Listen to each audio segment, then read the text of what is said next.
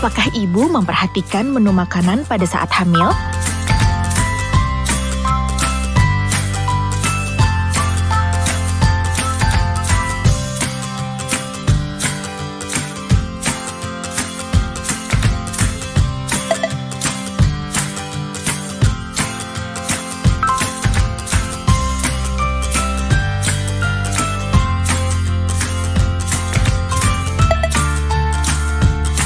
Dan rutin memeriksakan diri?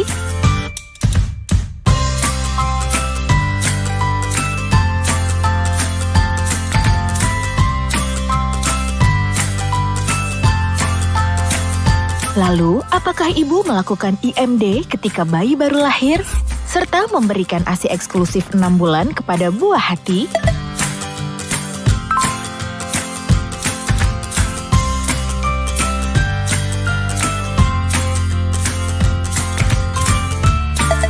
Juga menjaga kebersihan dan sanitasi.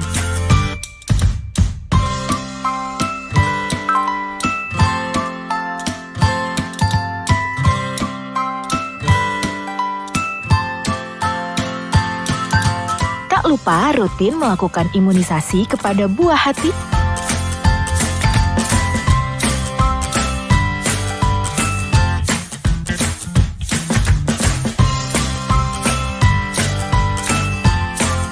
Karena jika tidak, maka bisa saja buah hati ibu mengalami stunting.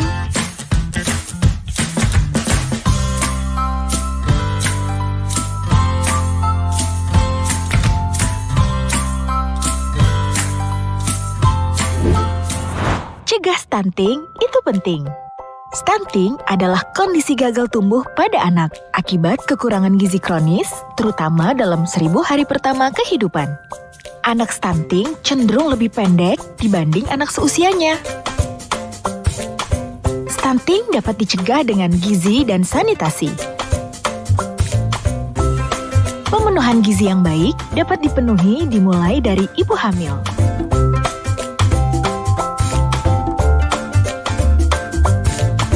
Lakukan inisiasi menyusu dini. ASI makanan terbaik bayi. Mengandung zat gizi yang lengkap yang dibutuhkan bayi, lebih hemat, lebih sehat, anak cerdas.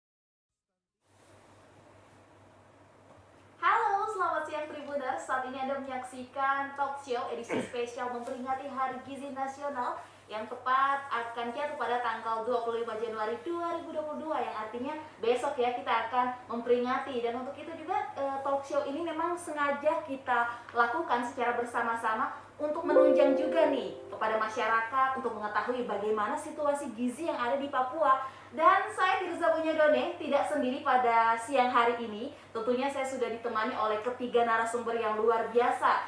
Izinkan saya untuk memperkenalkan ketiga narasumber kita, yaitu Kepala Dinas Kesehatan Provinsi Papua, Dr. Robi Kayame, SKMMKes. Selamat siang Bapak, selamat datang ke studio kami. Baik. Selanjutnya ada Dekan Fakultas Kesehatan Masyarakat Universitas Cendrawasih Jayapura, Dr. Samuel Peter Irak, SKM MPH. Selamat siang Bapak, selamat datang di studio kami. Selamat siang Ibu Tirsa. Baik. Dan selanjutnya ada Nutrition Officer UNICEF Kantor Perwakilan Papua dan Papua Barat, Dwi Kristanto MPS. Selamat siang Mas Kris. Selamat siang. Luar biasa. Pada siang hari ini kita patut bersyukur ya, meskipun di tengah pandemi COVID-19 kita dapat berjumpa secara live pada siang hari ini. Dan untuk membuka perbincangan kita pada siang hari ini, mungkin bagi masyarakat maupun tribuners yang ada di rumah kurang memahami apa itu stunting atau mungkin permasalahan gizi yang sedang terjadi khususnya di Provinsi Papua sendiri. Baik kepada Pak Robi, mungkin bisa menjabarkan sedikit apa ini stunting dan mungkin bisa menjelaskan kepada tribuners yang ada di rumah. Silakan Bapak. Baik, selamat siang pemirsa sekalian yang di rumah maupun di mana saja berada. Pada kesempatan ini kami jelaskan sedikit tentang situasi gizi di tanah Papua berkaitan dengan stunting.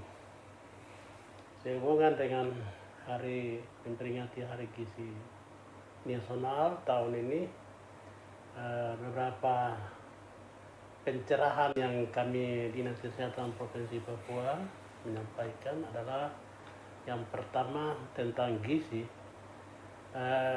Ini berbeda dengan kita lihat dengan berbeda-beda wilayah, berbeda-beda daerah itu berdasarkan pertama berdasarkan geografis, kemudian berdasarkan pendapatan, pendidikan, kemudian letak wilayah, kemudian situasi topografi itu sendiri itu berpengaruh terhadap asupan gizi masyarakat. Dan asupan gizi masyarakat itu sangat berpengaruh terhadap terjadinya stunting. Kemudian stunting sendiri adalah kondisi gagal tumbuh kembang akibat kurangnya gizi dalam waktu yang lama dan pola asuh yang salah serta paparan infeksi yang berulang-ulang ya dalam 1000 hari pertama kehidupan.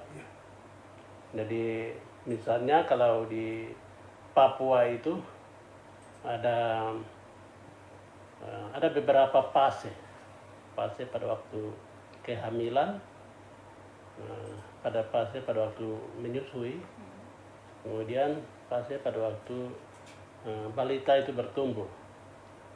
Kalau pada waktu kehamilan itu kalau seseorang ibu itu dapat malaria berulang-ulang, kemudian ada infeksi-infeksi lain, kemudian juga pada waktu menyusui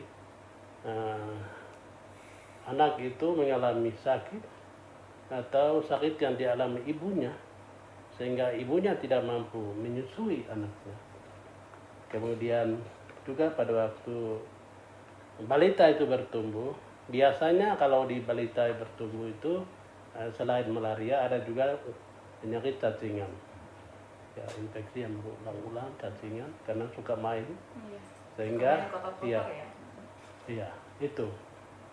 Kemudian ada dua hal pokok yang di sini yang kita lihat adalah dalam sisi sensitifnya dan spesifik. Ada dua hal, sensitif dan spesifik.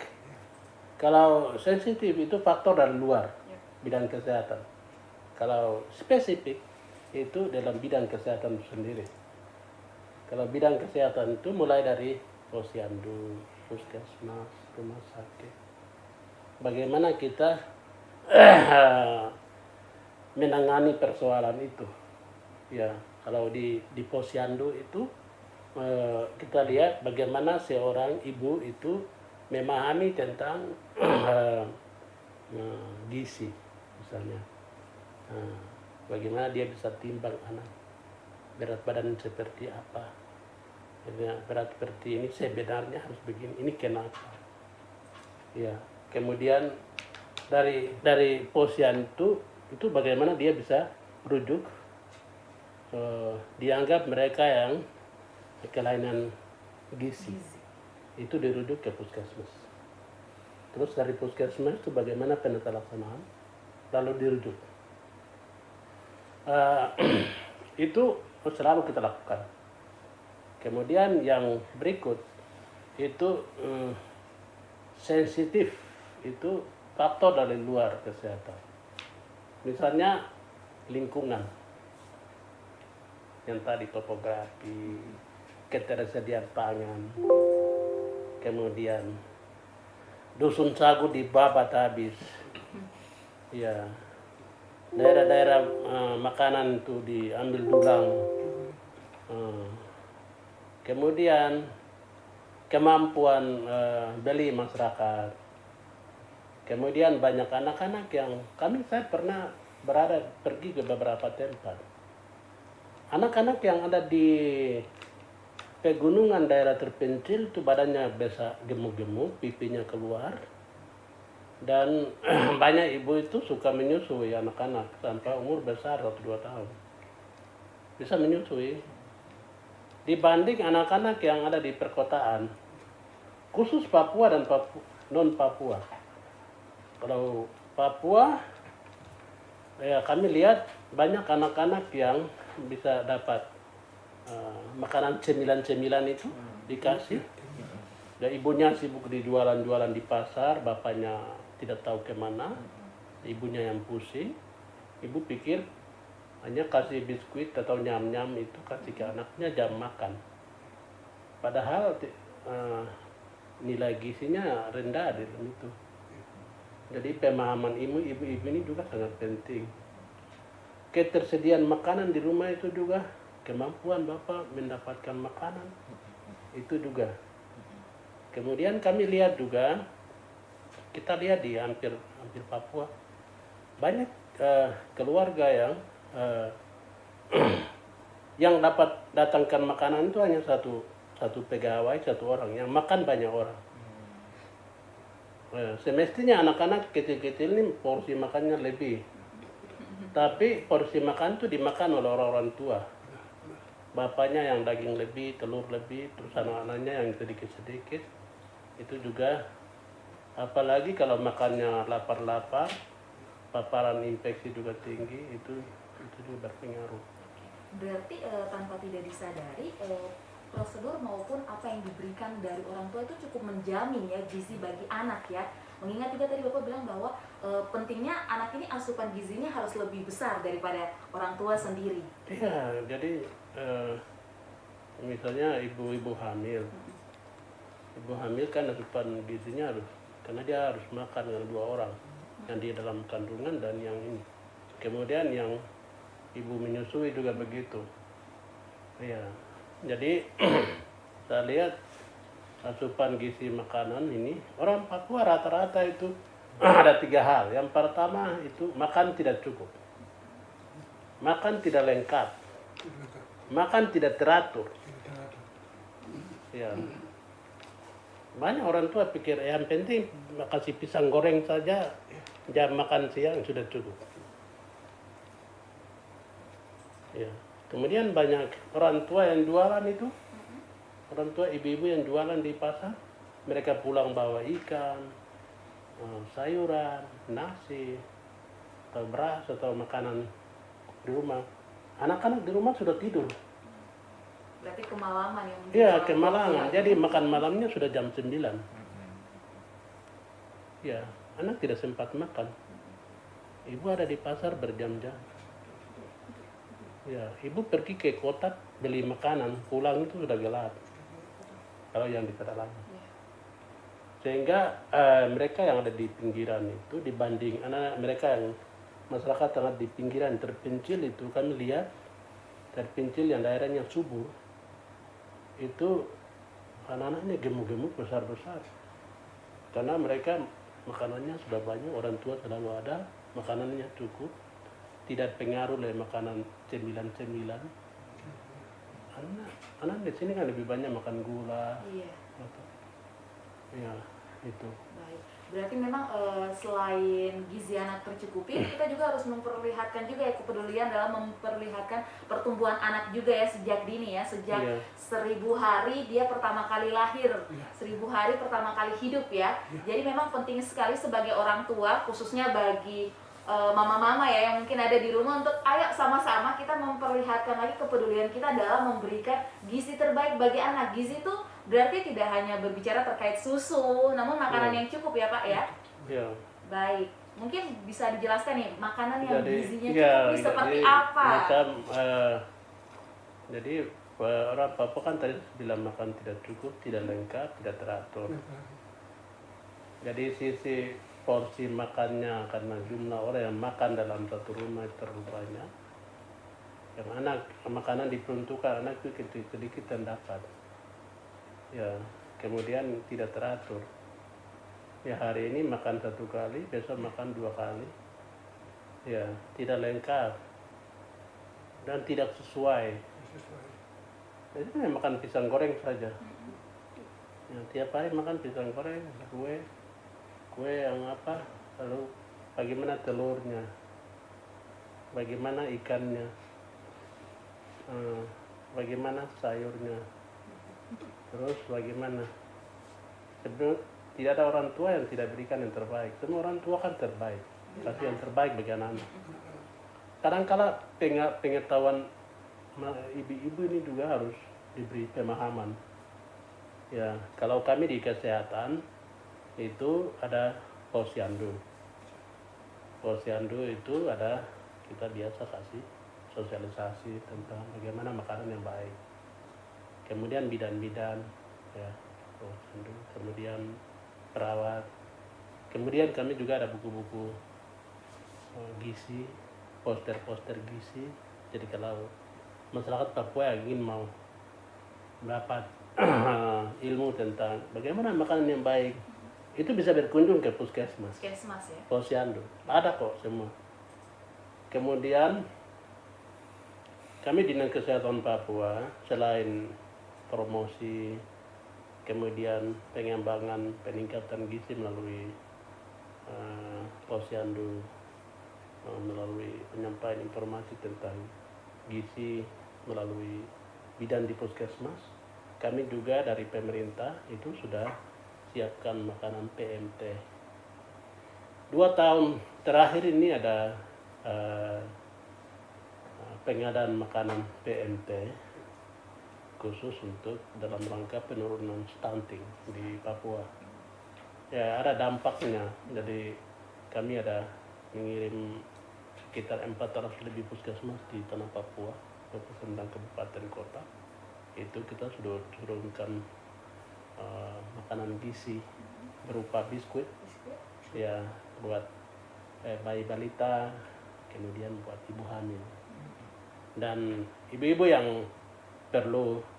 Saya pikir stoknya cukup. Tahun ini juga kita beli dari Dinkes Provinsi Papua. Jadi saya harap dan harap itu program berlanjut. Tapi yang penting adalah pemahaman ibu-ibu ini tentang gizi. Kapan diberi? Ibu-ibu kan biasa bawa makanan, tapi makannya malam. Jadi om yang makan, tikus yang makan.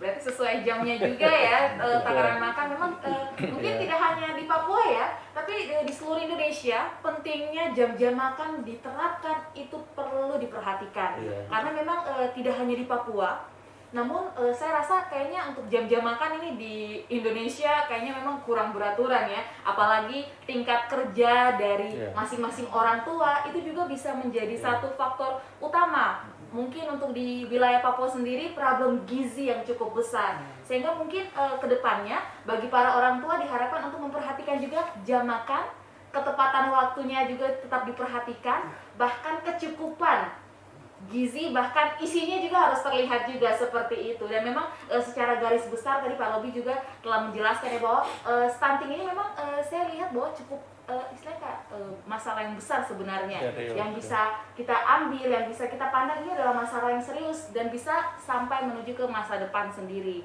Nah, Ya. Pak Robi, terkait dengan mungkin dari Dinas Kesehatan sendiri nih, kasus stunting yang terbesar yang pernah terjadi atau mungkin di saat ini dari Dinas Kesehatan sendiri mungkin ada data yang bisa menjelaskan bahwa stunting di Papua ini seperti apa? Kalau di Papua sesuai data yang saya dapat, prevalensi stunting di Papua itu khusus di Papua sendiri itu kita hanya 29,5% di Indonesia. Di Indonesia itu Ya. termasuk kecil kah atau angka yang besar kah? Seperti apa Pak Robi? Ini besar. Ya. Sudah Jadi kalau yang terbanyak ini kan terbanyak. Secara keseluruhan di Mamberamo Pegunungan Bintang cukup banyak 55,4%. Tapi ini juga tergantung data yang dilaporkan. Data yang dilaporkan teman-teman di lapangan. Kalau kita ambil data tepat, itu data ini pasti naik. Jadi sesuai data yang masuk di kami, yang tertinggi stunting itu ada di Pegunungan Bintang, terendah itu ada di Nabire 20,8%. Berarti Pegunungan Bintang ini yang paling Ya, tertinggi tinggi, ya ya. berdasarkan data Iya, juga ya. iya. Macam Lugiai, Yaukimo, Yalimo, Intan Jaya, Puncak, Jaya Wijaya. Jadi stuntingnya cukup tinggi. Cukup tinggi. Jadi ini juga tergantung partisipasi orang tua di dalam menyiapkan makanan. Karena Baik. banyak orang tua yang ada di daerah-daerah ini, mereka tinggal di kota. Jadi pagi pergi, sore kembali, sehingga anak-anak di sana susah untuk mereka bisa Baik. peroleh makanan. Berarti ini tergantung waktu juga ya Iya. dari orang tua sendiri. Bahkan seperti kita lihat bahwa Pegunungan Bintang, Yalimo dan lain-lain ini berdasarkan data ini sendiri nih. Sebenarnya ini cakupan terkait dengan pekerjaan, waktu, atau mungkin ketersediaan di lokasi sendiri nih makanannya yang mungkin belum cukup kah atau seperti apa Pak Robi? Tapi sebenarnya kalau ketersediaan makanan itu relatif. Relatif ya. Jadi semua orang tuh inginkan makanan harus banyak. Hanya persoalannya adalah pengetahuan masyarakat, kesibukan orang tua. Yes. Jadi kesibukan orang tua. Biasanya daerah-daerah ini, misalnya seperti di Paniai, Dogiai, Deyai, kemudian beberapa kabupaten ini, banyak bapak-bapak itu tinggal di kota. Nah, ya, mama-mama juga banyak yang jualan di pinggiran kota-kota besar. Kemudian banyak orang tua tinggal di kota, anak-anak tinggal di kampung. Juga berpengaruh terhadap penyiapan makanan yang mereka makan. Ya, kemudian orang-orang tua nih tiap saat ke kota ambil beli makan, pulangnya juga sudah lat. Iya. Makan siang juga tidak diatur. Jadi ini yang harus ada. Baik. Kemudian juga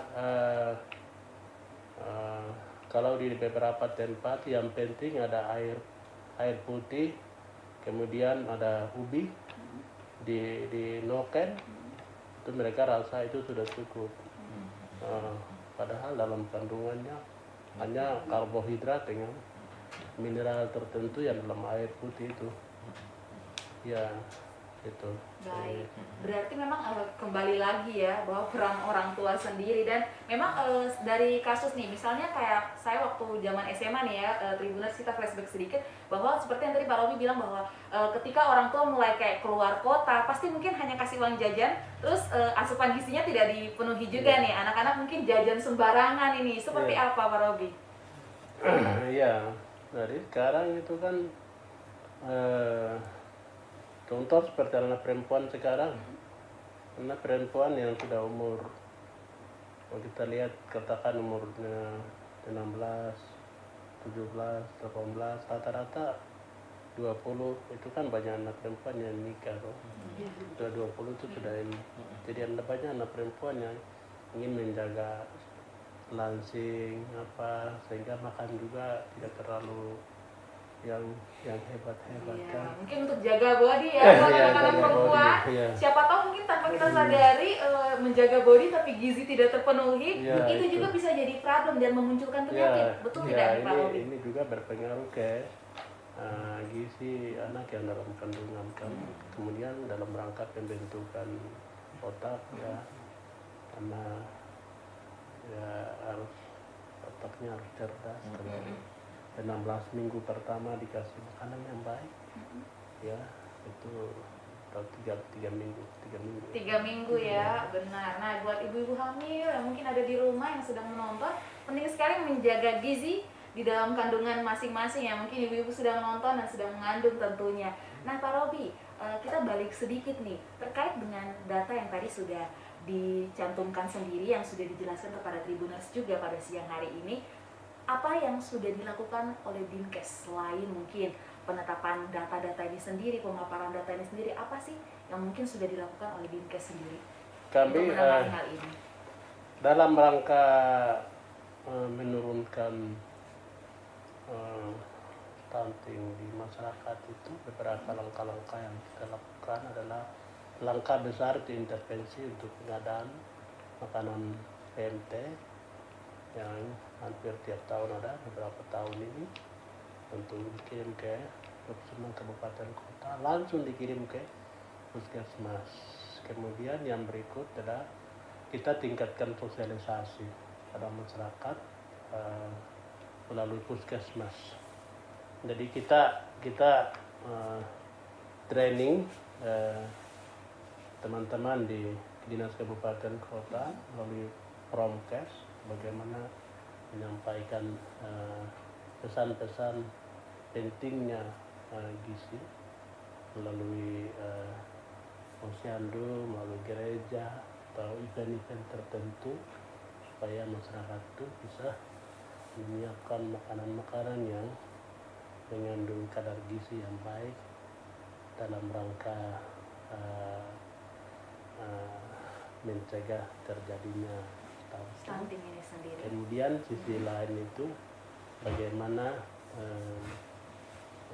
kita menyampaikan pesan tentang bagaimana seorang ibu itu bisa menjaga kesehatannya selama ibu hamil, menyusui, supaya jangan kena penyakit-penyakit infeksi seperti malaria, TBC, malaria dan lain sebagainya, supaya pada waktu lahir, menyusui itu betul-betul anak yang dilahirkan itu betul-betul tidak terpapar dengan infeksi yang berulang-ulang berdampak pada terjadinya stunting. Stunting sendiri dan manusia pendek. Semua orang itu ingin mau tinggi-tinggi. Yes, benar sekali. Ya, tinggi-tinggi. Jadi saya harap dengan langkah-langkah ini kita bisa menurunkan angka stunting di Papua. Baik, berarti kayak dengar kata kayak manusia pendek ini sendiri sebenarnya menarik ya. Dari kata stunting ini berarti diambil dari manusia pendek, begitu ya Pak ya? Yeah. Nah, ini menarik karena di masa sekarang kita bisa lihat bahwa kecenderungan anak-anak yang bertumbuh justru bukan semakin ke atas tapi semakin melebar. Melebar dan pendek. Iya, itu juga menjadi suatu hal yang perlu diperhatikan juga ya, terkait dengan gizi yang cukup, makanan yang cukup. Sebenarnya buat orang tua yang ada di rumah, bapak ibu, sebenarnya hal mudah terkait dengan gizi sendiri ini kembali kepada proses di mana kita menyediakan pangan makanannya kita sendiri ya, seperti itu ya Pak Robi ya. Yang penting kita harus memperhatikan dulu nih bagaimana gizi anak sejak di dalam kandungan hingga dia lahir itu sudah terpenuhi, seperti itu. Baik, nah Tribuners, usai jeda berikut ini kita akan berbincang lagi kepada ketiga narasumber kita yang luar biasa ini. Dan untuk itu, usai jeda ini kami akan segera kembali.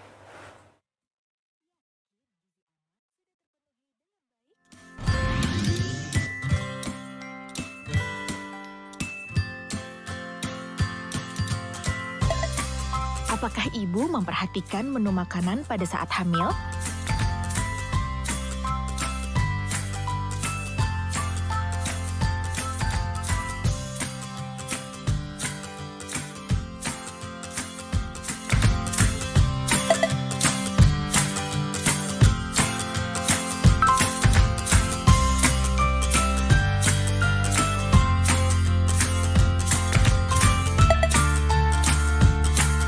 Rutin memeriksakan diri,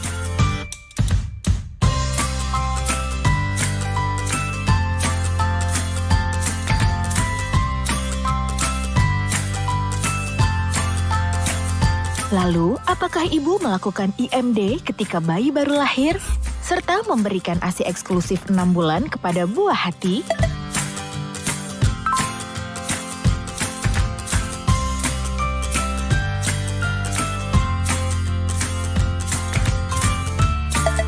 Juga menjaga kebersihan dan sanitasi.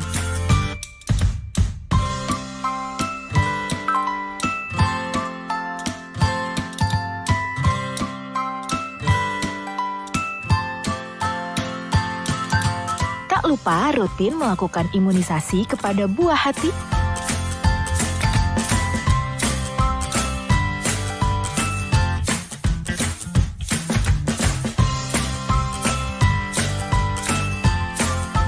Karena jika tidak, maka bisa saja buah hati ibu mengalami stunting.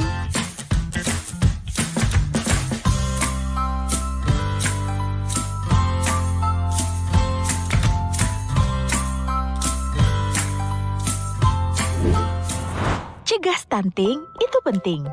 Stunting adalah kondisi gagal tumbuh pada anak akibat kekurangan gizi kronis, terutama dalam 1000 hari pertama kehidupan. Anak stunting cenderung lebih pendek dibanding anak seusianya. Stunting dapat dicegah dengan gizi dan sanitasi. Pemenuhan gizi yang baik dapat dipenuhi dimulai dari ibu hamil.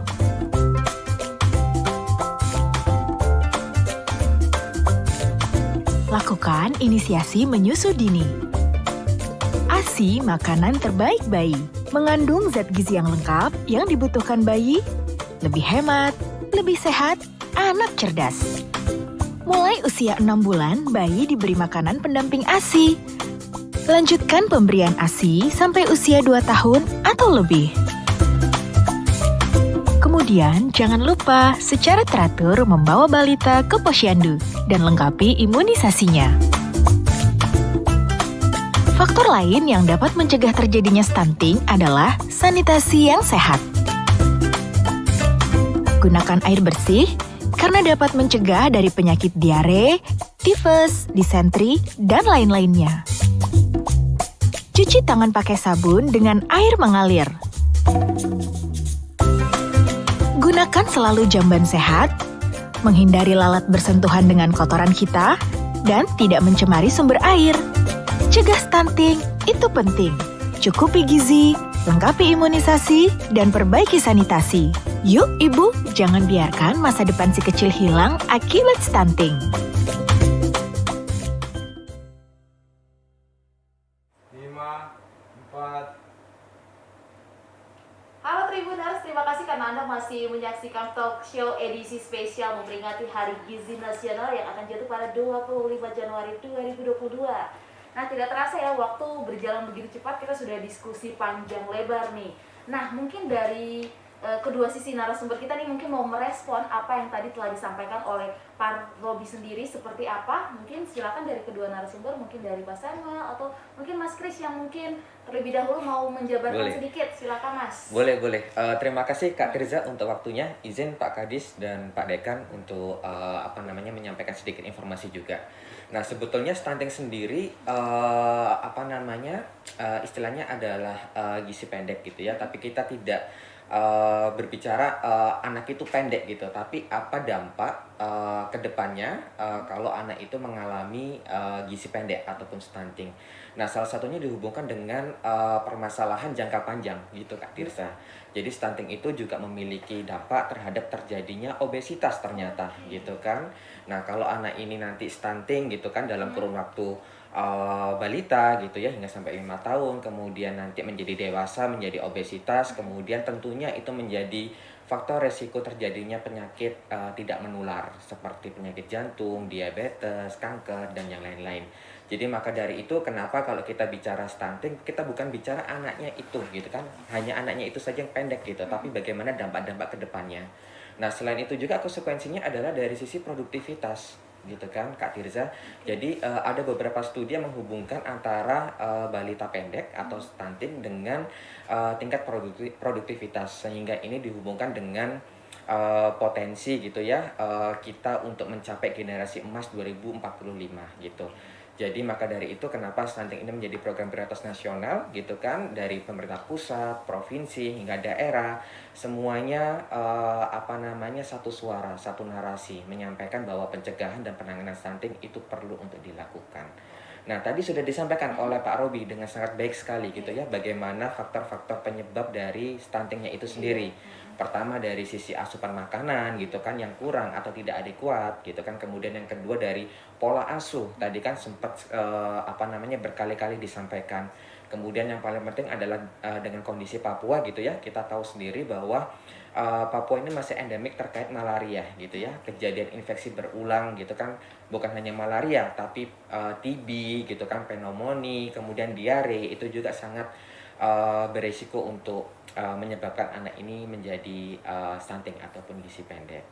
Nah, ini adalah hal-hal yang perlu untuk kita sampaikan kepada masyarakat yang ada di pemirsa Tribun ya, Kak Tirza, bahwa bukan hanya makanan saja, tapi banyak sekali faktor yang mempengaruhi anak itu stunting. termasuk salah satunya juga kondisi hygiene sanitasi ya. Kalau hygiene sanitasinya kita buruk, ini juga nanti beresiko terhadap cemaran-cemaran bakteri ataupun yang lainnya. Sehingga pada saat mungkin asupannya baik, asupannya cukup gitu kan, tapi karena kondisi infeksinya tadi tidak sembuh-sembuh, karena kondisi diare, akhirnya juga terbuang sia-sia gitu kan zat gizinya. Nah, ini yang harus kita pahami bersama bahwa stunting bukan hanya masalah asupan gizi saja, tapi ini juga ada beberapa faktor di belakangnya. Betul. Baik, berarti terkait dengan gizi ini sendiri tidak hanya berbicara satu faktor saja Tribuners, namun memang banyak sekali faktor yang mungkin saja tanpa kita sadari itu bisa meninjau atau mengurangi gizinya kita sendiri nih sebagai anak-anak, benar ya? Ketiga narasumber setuju tidak ini? Setuju tentunya. Nah, tadi kita menarik nih, ada kata obesitas. Kok bisa stunting sangkut pautkan dengan obesitas? Silakan Mas. Iya, jadi pada dasarnya kenapa stunting itu berhubungan dengan kejadian obesitas itu merupakan hasil dari studi Kak Tirza gitu kan. Jadi apabila anak itu stunting, jadi pertumbuhan ataupun perkembangannya pasti terganggu gitu kan, ataupun terhambat.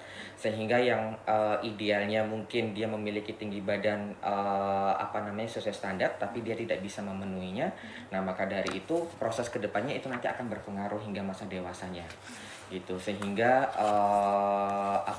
stunting juga memiliki korelasi ataupun hubungan dengan terjadinya angka obesitas.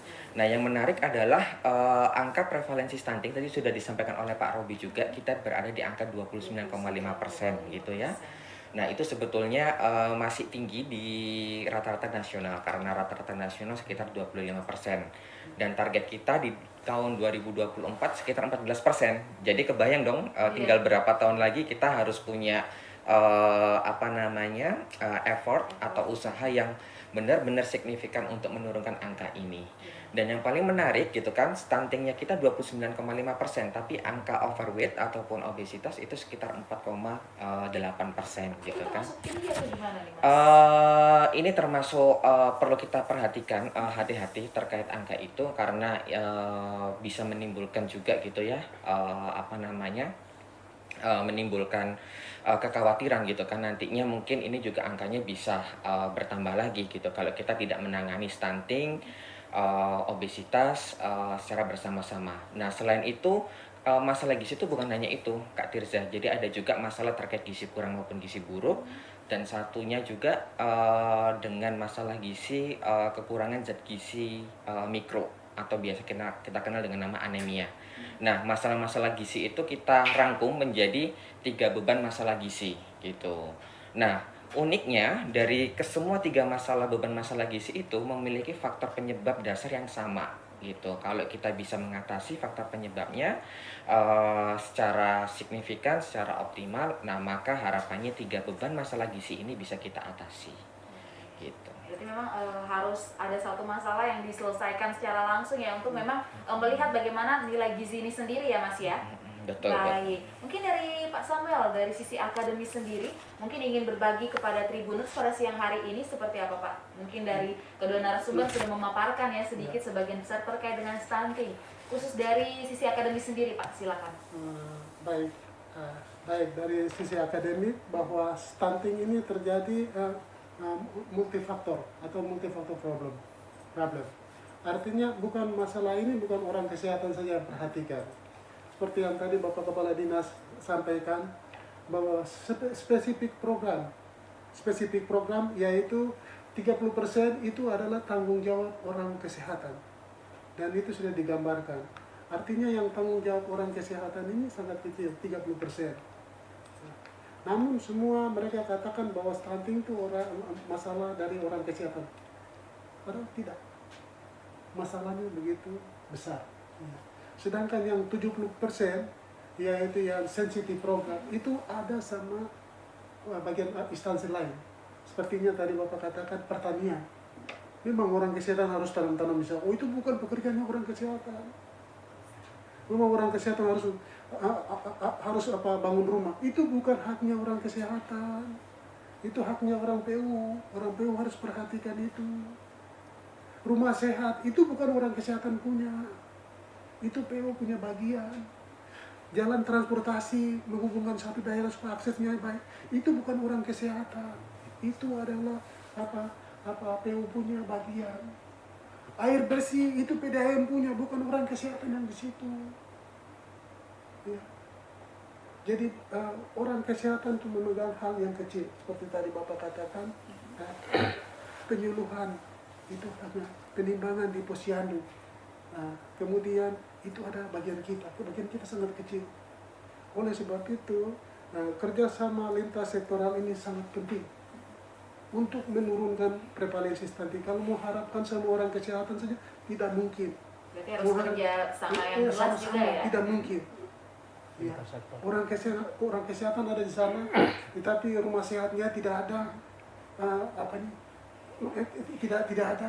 Nggak bisa salahkan orang kesehatan. Berarti memang harus sama-sama bekerja sama, bahu-membahu untuk sama-sama nih menyelesaikan sebenarnya masalah gizi yang benar-benar terjadi di Papua ya. Itu ya. Nah mungkin dari Pak Robi mau menambahkan sedikit terkait dengan stunting ini sendiri, bahkan sudah melebar ke obesitas juga nih.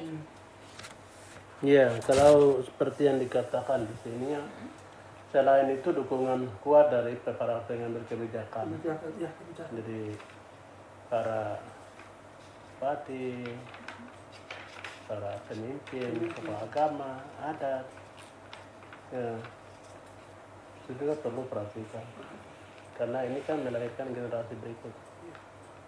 Nah, tugas tanggung jawab kita, bagaimana kita bisa ambil kebijakan yang betul-betul mengangkat derajat kehidupan masyarakat itu sendiri di dalam hal memperbaiki gizi itu. Kemudian bagaimana rekrut tenaga kerja supaya bisa datangkan makanan, bisa datangkan uang buat keluarga. Di Papua kan berbeda, di Papua dan Papua. Saya anak non Papua yang susah dapat kerja, makan hanya harap orang tua. Ya, itu juga berpengaruh. Pendapatan keluarga juga berpengaruh kecukupan gizi dalam keluarga. Ya, karena angka ketergantungan tinggi. Dan satu keluarga anaknya sudah selesai tapi semua tidak kerja. Jadi ini peran pemerintah. Bagaimana caranya menciptakan lapangan kerja, kemudian lembaga-lembaga swasta, misalnya perusahaan-perusahaan yang merekrut masyarakat lokal untuk bisa bekerja, 1 bulan bisa dapat 500 saja sudah luar biasa. Dia bisa bawa ikan, tahu untuk rumah, supaya mengurangi beban orang tua. Ya, saya lihat rata-rata di Papua itu banyak pegawai tapi pegawai di Papua banyak kredit untuk menyelesaikan beban, ya, membiayai anak-anak. Dia juga harus tolong anak-anak perlu makan cukup. Tadi saya bilang makan tidak cukup, tidak lengkap, tidak teratur, karena beban orang tua terbagi, ya, terbagi untuk membiayai anak. Kemudian anak yang sudah besar-besar pun mereka tidak bisa kerja mendatangkan uang. Nah itu. Kemudian faktor kemiskinan. Ya, tapi masalah ini hanya juga karena kemiskinan. Ya, pendapatan per kapita per keluarga per bulan berapa? Ya, kalau 1 bulan tuh 1 juta, ya dapat. Terus yang dalam satu rumah itu makan 10 orang, 1 juta bagaimana? Belum bayar lampu, belum bayar masing-masing punya HP semua. Jadi bapak dan mama harus itu banting tulang datangkan uang. Ini juga menjadi persoalan. Jadi persoalannya berarti terkait dengan faktor kemiskinan ini juga bisa menunjang bagaimana cukupnya anak untuk makan. Seperti itu ya Pak Robi ya. Pendapatan. Jadi pendapatan itu juga sangat menentukan. Baik. Misalnya, saya bisa tambahkan Silakan. sedikit, ya, dari Baik, Bapak. dari Pak Robi. Bapak ini selesai, nanti saya bisa tambahkan sedikit. Siap, baik. Jadi tadi kita baru membahas terkait dengan gizi ini sendiri, kita agak menggeser lagi pada kemiskinan juga ya. Dan memang tadi saya lihat Pak Samuel sedikit excited ketika Pak Robi menjelaskan bahwa gizi ini sebenarnya ada sangkut pautnya juga nih dengan kemiskinan, dengan bagaimana orang tua punya peran bekerja dan lain-lain, pemasukan, kecukupan itu bisa mencakupi dari gizi sendiri. Pak Samuel seperti apa? Baik, kalau menurut saya WHO tahun 2017 sudah menggambar model, yaitu model terjadinya stunting di dunia, mereka sudah gambarkan. Sejak 2013 ya. 2017. 2017 WHO sudah ya. gambar. Baik. Yaitu di mana mulai dari negara sampai kepada tingkat keluarga dan individu. Kemudian UNICEF tahun 2013 juga sudah menggambarkan model terjadinya stunting. Dan itu memang faktornya ada di situ. Kalau itu baik, tetap stunting itu turun. Tadi Bapak Romi sudah katakan bahwa akar masalah untuk stunting turun itu tadi itu politik dan ekonomi, itu memang dasarnya di situ. Orang miskin tidak mungkin anak-anaknya sekolah sampai berhasil, orang tidak mungkin. Makan saja sudah setengah mati, apalagi mau kasih sekolah orang. Tadi sudah bilang pagi dong keluar, nanti sore baru makan. Sedangkan anak-anak di sekolah, mereka sekolah itu tahan lapar. Ini kemampuan otak yang ada di dalam otak kita ini diperkuat oleh makanan yang baik. Makanan cukup makanan pokok, karbohidrat, protein, lemak, vitamin dan mineral harus lengkap. Harus lengkap ya. Kalau yang udah makan tuh hanya makan batata satu saja, hanya tahan sampai sore, itu pentingnya apa? Tidak bermanfaat di dalam tubuh kita. Sama kita bangun rumah ini. Rumah ini dibangun untuk campuran semen yang cukup, air yang cukup, dan pasir yang cukup. Apabila kalau campurannya ada yang kurang, bangunan ini tidak akan berdiri kokoh, dia akan rubuh. Sama saja model tubuh kita ini, yang dibentuk dari karbohidrat, protein, vitamin, dan mineral. Apabila ini dibentuk sesuai dengan kebutuhan kita, tidak lebih dan tidak kurang, tetapi sesuai kebutuhan. Porsinya sesuai kebutuhan ya, berarti tidak boleh lebih, tidak boleh kurang juga berarti ya Mas Itu Eko. akan terbentuk manusia yang memiliki kemampuan yang bagus. Seperti yang tadi Pak Kris dari katakan, yaitu kita bisa gizi lebih dan juga bisa kurang. Yang kurang juga bisa terjadi gizi lebih juga di kemudian hari bisa terjadi. Kalau anaknya sudah kurang gizi, masa depannya juga nanti bisa terjadi obesitas. Ya, jadi itu hal-hal yang terjadi. Pada ini sudah fenomena ini sudah terjadi, bukan baru ini, sudah lama terjadi di Papua. Model ini budaya. Ya, jadi kalau pemerintah mau perhatikan ini sisi kehidupan dari masyarakat ini yang kita perbaiki di pola asuhnya ini. Kalau kita perbaiki, puji Tuhan ke depan itu nanti akan baik. Terutama yang tadi bilang stunting. Kita ini negara berkembang, ya, berkembang ini, ya.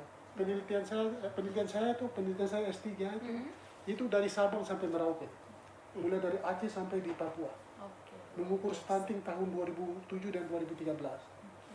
Ya, jadi hampir semua negara-negara yang terjadi di Timur Tengah, di negara-negara Afrika dan negara Afrika dan Asia, itu modelnya sama terjadi di Papua.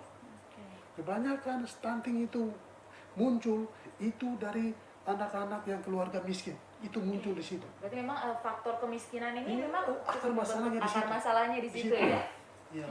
Kemudian politik negara itu kurang baik, di situ dia akan muncul. Ya. Jadi satu-satunya kalau untuk itu bisa baik, kembali ke dalam negara baik, penduduk miskin ini dikasih kehidupan yang baik, dikasih kesejahteraan baik, tentu itu akan hilang. Itu stunting bukan terjadi di daerah pedalaman, di tengah-tengah kota juga terjadi. Yang ada di negara-negara di Afrika dengan di Asia, di tengah kota. Kenapa? Mereka dalam perebutan makanan atau mendapatkan hak hidup untuk itu sulit, sehingga muncul di situ ya. Jadi ini ya, jadi stunting bukan hanya di daerah-daerah tapi di tengah kota juga terjadi. Salah satu seperti yang tadi kata, bahwa ekonomi ini menjadi bagian penting. Ya, orang yang punya uang cukup, dia akan pergi ke pelayanan yang terbaik. Baik rumah sakit dapat kualitas pelayanan. Tapi orang yang punya uang pas-pasan, Mungkin dia hanya beli obat atau sakit di ini. Mau makan ikan saja itu sudah sulit. Berarti memang faktor ekonomi ini juga ikut membantu peran kita untuk memiliki makanan yang cukup itu seperti apa ya Tribuners. Dan memang tadi kita melihat bahwa diskusi sedang berlangsung juga bahwa ternyata banyak sekali faktor-faktor yang membentuk bagaimana gizi ini bisa cukup sampai kita bisa lari ke kemiskinan juga nih. Mungkin dari Mas Kris ada yang mau ditambahkan? Iya, sebetulnya ingin coba untuk menambahkan sedikit dari Iya. Pak Robi dan Pak Samuel tadi ya. Tadi disampaikan oleh Pak Robi berulang-ulang terkait makan tidak cukup gitu ya Iya. Pak ya. Kemudian makan Makan tidak kurang. lengkap dan makan Tidak teratur. tidak Tidak teratur. teratur. Itu adalah faktor-faktor yang berpengaruh terhadap status gizi seseorang. Nah, sebetulnya Kementerian Kesehatan juga sudah memberikan suatu pedoman terkait pemberian makan bayi dan anak. Nah, ini yang menarik Kak Tirza, Pak Robi dan Pak Samuel, bahwa balita stunting itu ternyata paling banyak pada kelompok usia 6 sampai usia 3 tahun. Iya, iya. Di mana itu udah selesai selepas ASI eksklusif. Kalau ASI eksklusif kan diberikan mulai 0 sampai 6 bulan ya. Iya, benar. Hanya ASI saja tanpa boleh diberikan apapun itu gitu ya. Kemudian setelah itu kan masa-masa penyapihan gitu kan, diperkenalkan oleh makanan-makanan keluarga. Iya, Nah, pada masa-masa itu ternyata yang paling rentan Kak Tirza Rentan. gitu kan untuk balita itu menjadi stunting. Nah, maka dari itu penting sebetulnya tadi disampaikan oleh Pak Robi juga bahwa sosialisasi, edukasi gitu kan dengan konteks-konteks lokal, konteks-konteks budaya Papua agar masyarakat itu lebih memahami gitu kan bagaimana cara pemberian makan bayi dan anak yang tepat dan optimal. Gitu, karena pemahaman kita belum tentu sama gitu kan dengan pemahaman yang ada di masyarakat gitu kan. Tadi sempat disampaikan juga gitu kan, masyarakat ada yang memberikan anak gitu kan hanya snack saja gitu kan, hanya umbi-umbian saja. Mungkin keluarga tersebut menganggap itu sudah cukup gitu cukup, kan. betul, benar. Tetapi tadi disampaikan oleh Pak Samuel gitu ya, bahwa kalau kita ingin bikin suatu rumah itu kita perlu campuran-campuran yang lainnya gitu kan. Ada pasir, semen, air dan yang lain-lain. Sama gitu kan. Jadi kita juga perlu gitu kan namanya pedoman umum gizi seimbang. Itu kan bagaimana porsi makanan pokok, lauk pauk, kemudian sayur dan buah, termasuk air mineral. Itu kadang-kadang lupa gitu ya. Nah, itu yang harus diperhatikan oleh masyarakat kita. Nah, selain itu juga yang paling penting karena kita bicara bagaimana mempertahankan status gizi juga, jadi yang perlu diperhatikan adalah aktivitas fisik yang rutin gitu kan. Kadang-kadang kita hanya memperhatikan makanan saja gitu ya, tapi tanpa memperhatikan exercise atau aktivitas fisik. Nah, mungkin itu yang bisa saya tambahkan Kak Tirza. Baik. Nah, tadi Ibu, saya bisa tambahkan satu lagi. Ada yang kurang dari kita di sini. siap, baik Pak Samuel. Salah satu bagian yang penting tadi itu kita tidak menyampaikan tentang imunisasi. Imunisasi. Ini salah satu bagian yang penting di dalam 1000 hari kelahiran hidup. Mulai dari seorang ibu hamil, kemudian setelah anak itu ada beberapa itu imunisasi itu. Fase-fase Imunisasi itu harus menurut umum. Ini sangat penting. Karena apa? Karena saat anak di dalam kandungan itu dia memiliki antibodi itu tidak berasal dari seorang ibu. Namun ibu juga harus diimunisasi. Namun setelah anak itu lahir, dia sudah harus dapat imunisasi pertama, HBO dan seterusnya sampai yang terakhir ke 9 campak. Kenapa? Ini kenapa harus dia diimunisasi? Karena anak ini dia sudah di luar tubuh, dan dia tidak memiliki daya tahan tubuh yang kuat terhadap serangan penyakit. Baik. Oleh sebab itu jadi dia harus diimunisasi. Namun untuk imunisasi kita di Papua untuk masyarakat ini pemahaman mereka, pengetahuan mereka masih sangat rendah. Ini yang dibuat kebanyakan anak-anak kita di Papua tumbuh mengalami gizi stunting juga salah satunya rendahnya cakupan imunisasi. Ya, ini.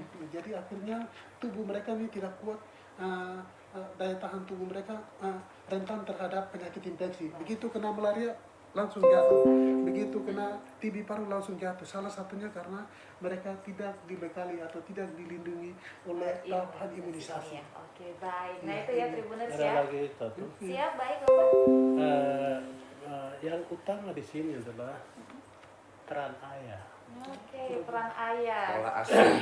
Pola asuhnya. Ada peran ayah itu sangat besar.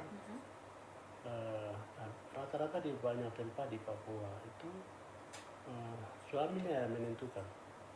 Ibu itu bersalin di mana, makan apa, Kemudian banyak bapak-bapak juga habiskan uang dengan rokok. Iya, benar. Rokok. Jadi Rokok ya. dia bisa beli rokok satu hari 3-4 bungkus, tapi dia tidak mampu belikan telur buat anak, kacang bubur buat anak, atau ikan buat keluarga. Jadi ini juga peran bapak ini juga penting di dalam. Kemudian pada waktu hamil dan pada waktu melahirkan juga kadang-kala peran suami itu menentukan di mana dia harus melahirkan.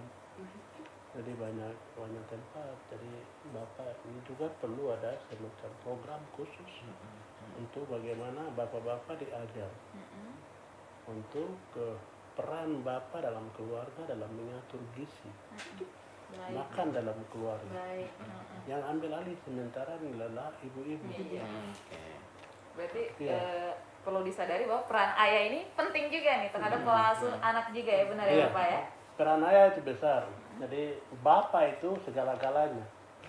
Bapak itu penentu dalam rumah. Kalau bapak miring, keluarga miring. Iya, Iya. benar. Iya.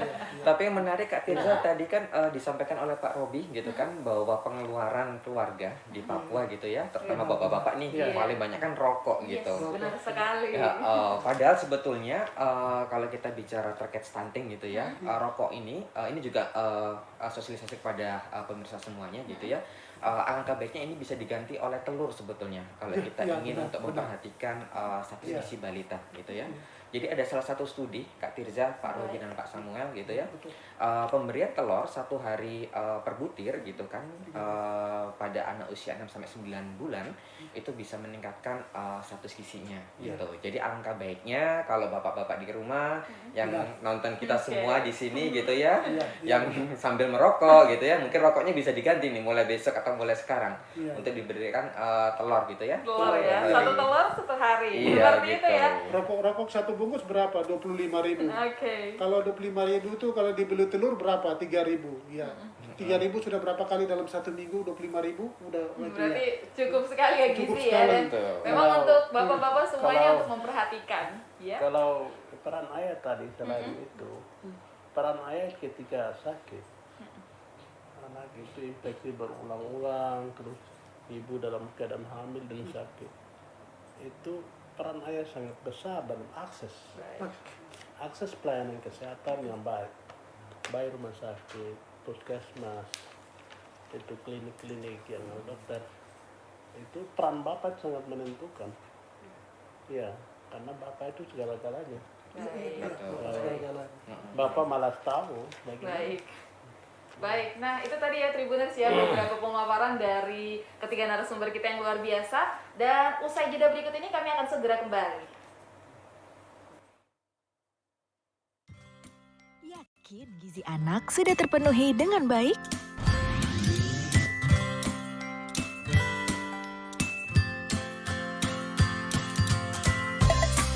Apakah ibu memperhatikan menu makanan pada saat hamil?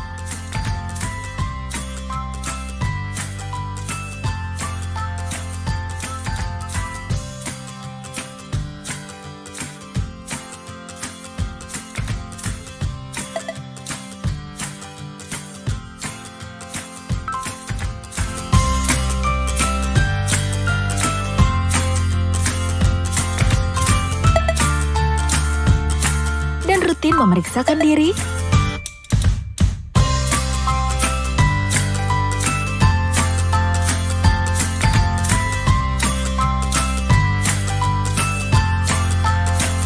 Lalu, apakah ibu melakukan IMD ketika bayi baru lahir? Serta memberikan ASI eksklusif 6 bulan kepada buah hati?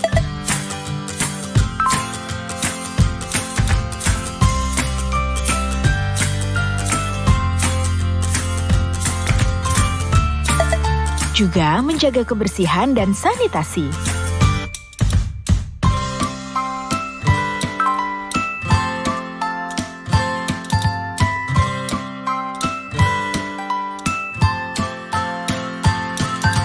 Tak lupa rutin melakukan imunisasi kepada buah hati.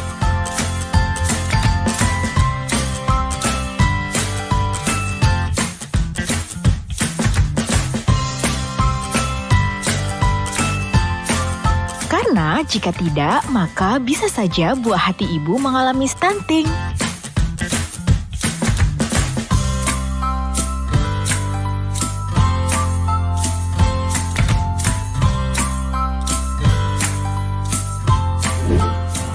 Cegah stunting itu penting. Stunting adalah kondisi gagal tumbuh pada anak akibat kekurangan gizi kronis, terutama dalam 1000 hari pertama kehidupan. Anak stunting cenderung lebih pendek dibanding anak seusianya.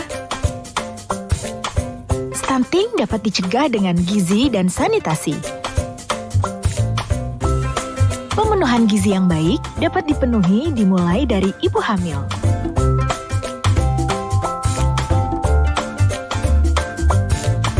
Lakukan inisiasi menyusu dini. ASI makanan terbaik bayi, mengandung zat gizi yang lengkap yang dibutuhkan bayi, lebih hemat, lebih sehat, anak cerdas.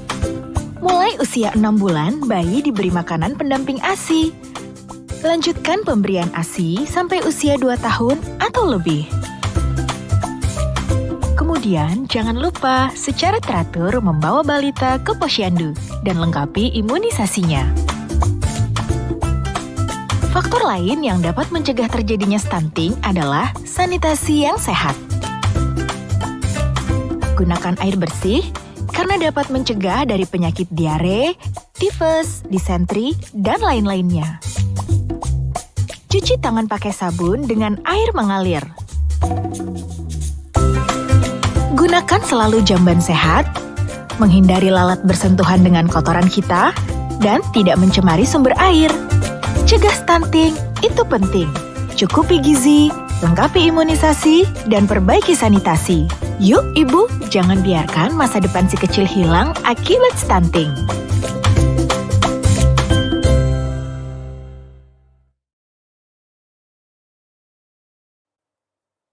Terima kasih Tribuners karena Anda masih menyaksikan talk show edisi spesial memperingati Hari Gizi Nasional yang akan berlangsung pada 25 Januari 2022. Nah Tribuners, tadi kita sudah berbincang dengan ketiga narasumber yang luar biasa. Bisa Anda saksikan juga ya, tidak terasa juga nih kita sudah berdiskusi panjang lebar. Namun sayangnya kita dibatasi oleh waktu.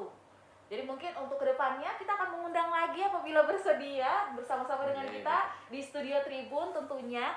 Dan namun sebelum kita menutup tentunya Tribuners, saya akan memberikan sedikit closing statement ini kepada ketiga narasumber untuk diberikan waktu. Silakan, mungkin dimulai dari Pak Samuel terlebih dahulu. Baik, untuk statement saya untuk untuk masyarakat Papua yang hidup di tanah Papua ya, baik dia orang Papua, non Papua, itu untuk bapak-bapak keluarga dan ibu-ibu keluarga, tolong ibu-ibu rajin datang ke unit pelayanan kesehatan.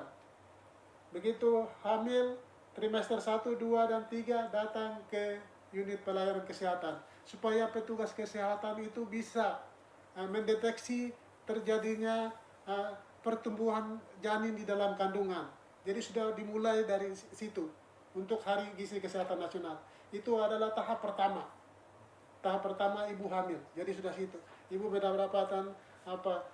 mendapatkan zat besi, kemudian kalak ada di situ, mengukur kurang energi kronik di situ, ukur lila, HB ibu rendah atau tidak, itu ibu dalam Hari Gizi Kesehatan saya sarankan datang ke unit pelayanan kesehatan.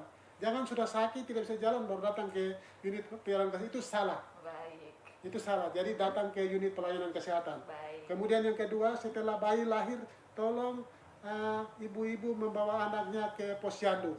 Apabila sakit dan tidak sakit, bawa ke posyandu dan teratur mengunjungi posyandu, menimbang anak setiap bulan.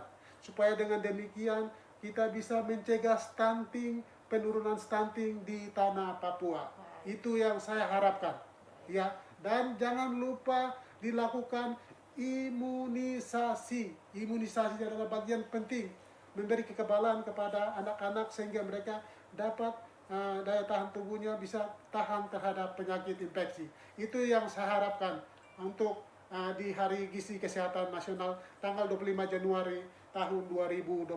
Terima kasih. Nah itu luar biasa ya closing statement yang luar biasa dari Pak Samuel. Dan memang untuk ibu-ibu jangan lupa memperhatikan imunitas juga dan juga terkait dengan kesehatan gizi bayi dalam kandungan.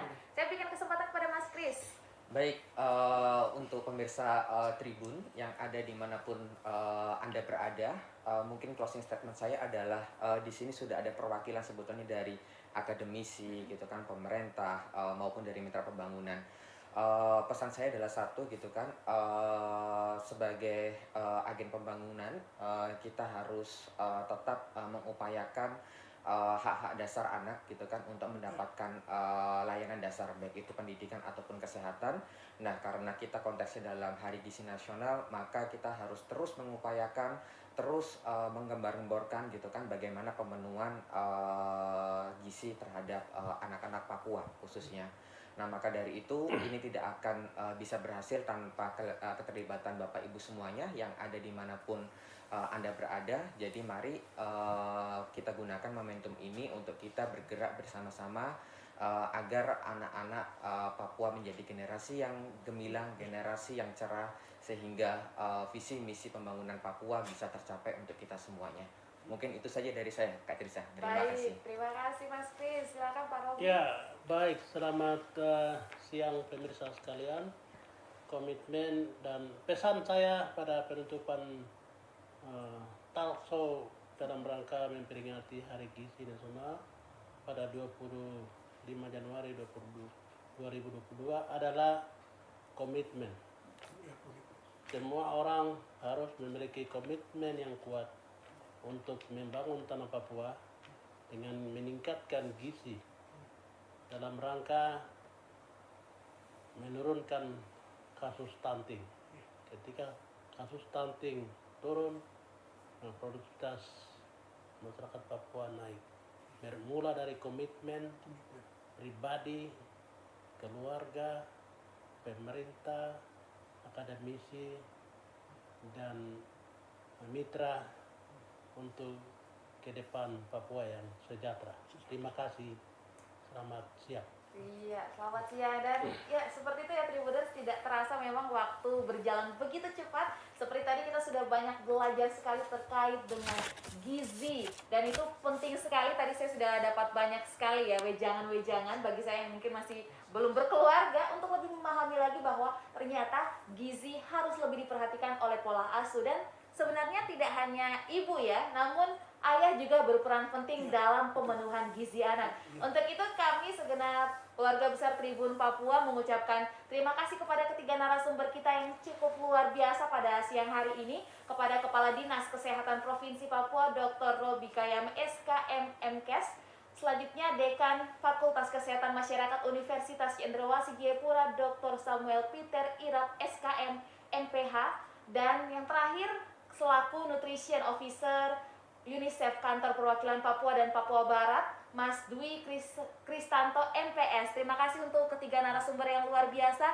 Dan untuk itu saya Tirza Bonyadone dalam rangka talk show edisi spesial memperingati Hari Gizi Nasional 25 Januari 2022 pamit undur diri. Tetap menjaga kesehatan kita dimanapun kita berada dan penuhi setiap gizi anak.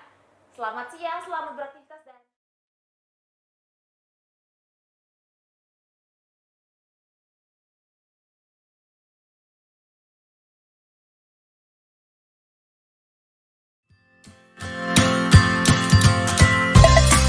Apakah ibu memperhatikan menu makanan pada saat hamil?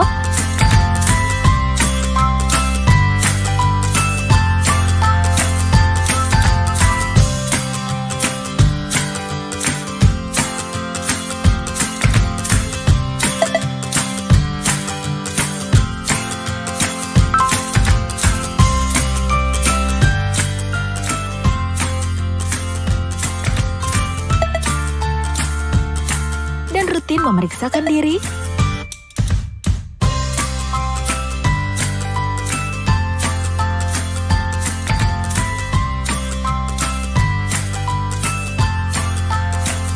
Lalu, apakah ibu melakukan IMD ketika bayi baru lahir? Serta memberikan ASI eksklusif 6 bulan kepada buah hati?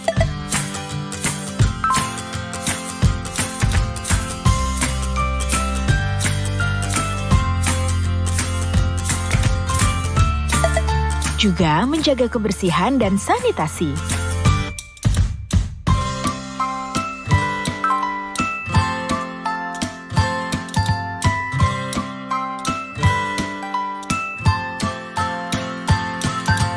Tak lupa rutin melakukan imunisasi kepada buah hati.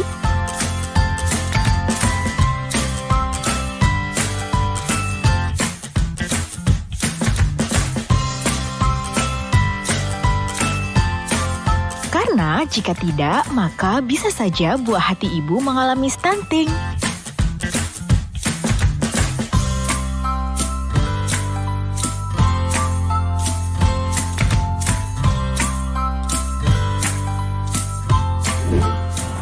Cegah stunting itu penting. Stunting adalah kondisi gagal tumbuh pada anak akibat kekurangan gizi kronis, terutama dalam 1000 hari pertama kehidupan. Anak stunting cenderung lebih pendek dibanding anak seusianya.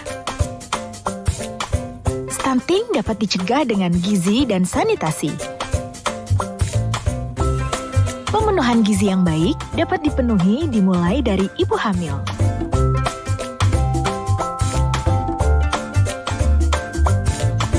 Lakukan inisiasi menyusu dini. ASI makanan terbaik bayi, mengandung zat gizi yang lengkap yang dibutuhkan bayi, lebih hemat, lebih sehat, anak cerdas. Mulai usia 6 bulan, bayi diberi makanan pendamping ASI. Lanjutkan pemberian ASI sampai usia 2 tahun atau lebih. Kemudian, jangan lupa secara teratur membawa balita ke posyandu dan lengkapi imunisasinya. Faktor lain yang dapat mencegah terjadinya stunting adalah sanitasi yang sehat. Gunakan air bersih karena dapat mencegah dari penyakit diare, tifus, disentri, dan lain-lainnya. Cuci tangan pakai sabun dengan air mengalir. Gunakan selalu jamban sehat, menghindari lalat bersentuhan dengan kotoran kita, dan tidak mencemari sumber air. Cegah stunting itu penting. Cukupi gizi, lengkapi imunisasi, dan perbaiki sanitasi. Yuk ibu, jangan biarkan masa depan si kecil hilang akibat stunting.